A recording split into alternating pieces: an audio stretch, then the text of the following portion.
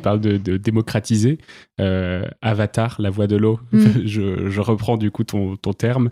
Qu'est-ce que tu en as pensé? Est-ce que tu l'as vu? Qu'est-ce que ça t'a fait sur le lien entre le peuple et sa ressource principale? Est-ce que tu as trouvé qu'il y avait un vrai lien à faire ou pas avec ce qu'on a aujourd'hui? Ouais, complètement. Ouais. Moi, alors, il y a eu beaucoup de polémiques sur ce film, sur Avatar, mais moi, il m'a vraiment parlé. Ouais, complètement. On a besoin encore une fois, de changer de regard sur l'eau.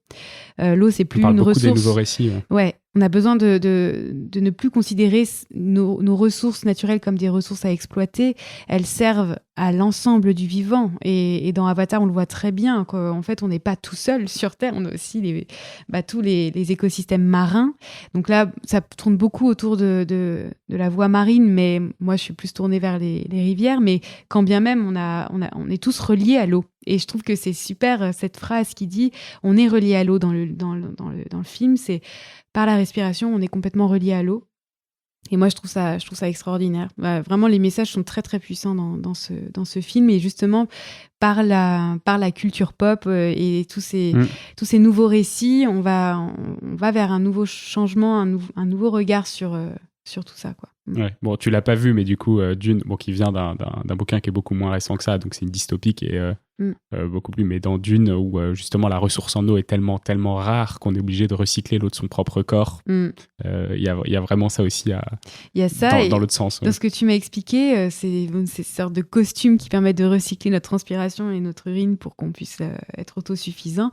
Dans ce que tu dis là, il y a la promesse technologique qui va nous permettre d'avoir toujours de l'eau pour subvenir à nos besoins.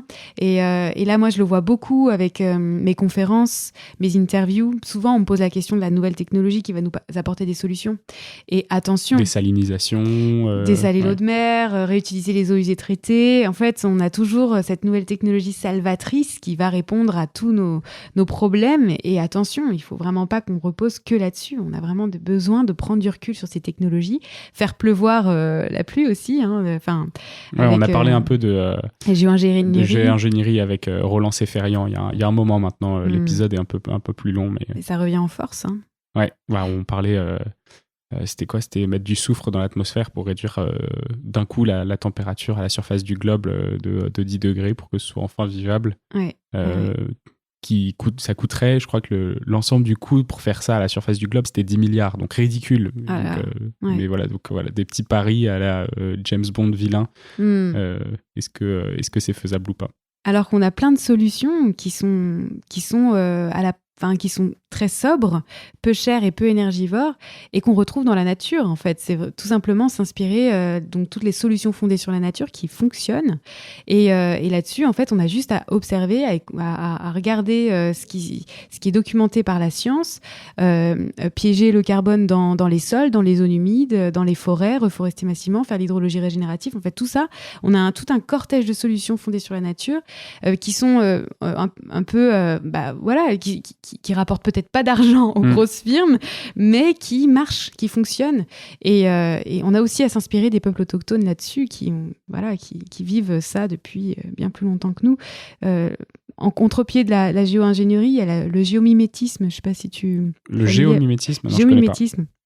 Il y a donc l'auteur de ce terme, Pierre Gilbert, qui a écrit un livre là-dessus, évoque toutes ces pistes-là, justement, comment faire le contre-pied de la géo-ingénierie, pourquoi la géo-ingénierie, ça ne marche pas, et comment s'inspirer de la nature pour justement s'attaquer aux problèmes climatiques et écologiques. Ok, c'est différent du biomimétisme, du coup, qui s'attache plutôt au système vivant, c'est ça? C'est complémentaire.